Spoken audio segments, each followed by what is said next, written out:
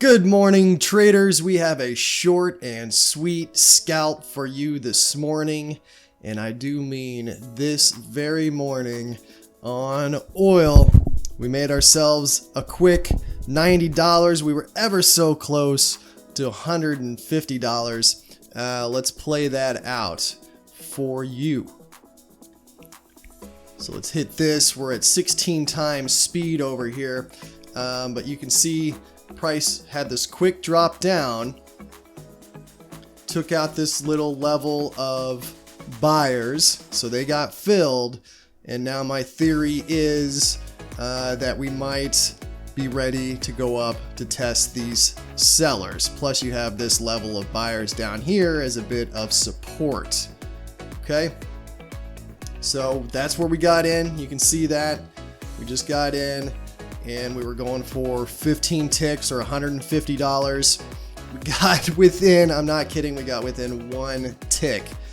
And then I saw this little line of resistance here, and we dipped down, so I just closed out the trade to protect myself, to protect my profits, and I believe that was a good thing, although eventually we do go up to test the level like I thought we would. And you will see that play out. And then I'm going to get into what was backing up this trade, okay? So I never take it just on one signal. I want multiple signals to take the trade. So let's see here. Should go up from there. So if I had held on to this, I got in back here.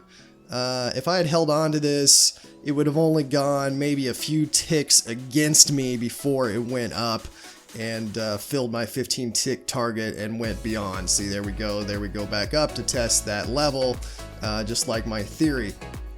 So what was backing up this trade? There's not a whole lot going on down here with these doodads, so I'm not going to cover that at the moment. But the main thing I always look at, of course, are the ETFs. And in the ETFs, we had, this is where that breakdown happened. So we broke down through these couple levels of buyers here real quick, and then these other buyers jumped in. I thought that'd be good enough for at least a scalp. I didn't know if it would be strong enough to go test that next level of sellers that I was talking to you about. That was just the theory that we could do that. Now USO, that was UCO a second ago. USO was set up a little bit better. You have this line of buyers down here that have been here for quite some time. They've been sitting there waiting. So that was enough to push it up.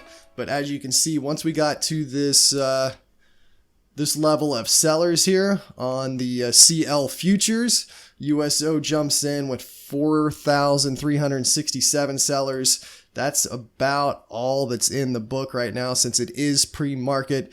So there is a good chance that it will go down from there, and that might be a good play. I don't know how that's going to play out because I am already done for this morning and probably for the rest of the day. Got to get ready for the real job, right? All right, so that's a quick pre-market scalp, and like I said, it was. If I can show you. This doesn't show you back far enough. This was a pretty big counter trend trade. Market had been going down all morning long. So that was another reason why I didn't quite have the fortitude to stick with any sort of resistance after my long play. Like I said, it would have worked out if I had held on to it long enough, but the risk to me wasn't worth any sort of shenanigans. Because I was going definitely counter trend, but you know, with the ETFs, I thought I had enough backing me up for at least the scalp, and turns out I had a little bit more. Could have got the scalp and the theory fulfilled, but walking away with money is good. So let me know in the comments below if these videos are helping. This, once again, I had not pulled up a candlestick chart today. No candlestick chart for frame of reference.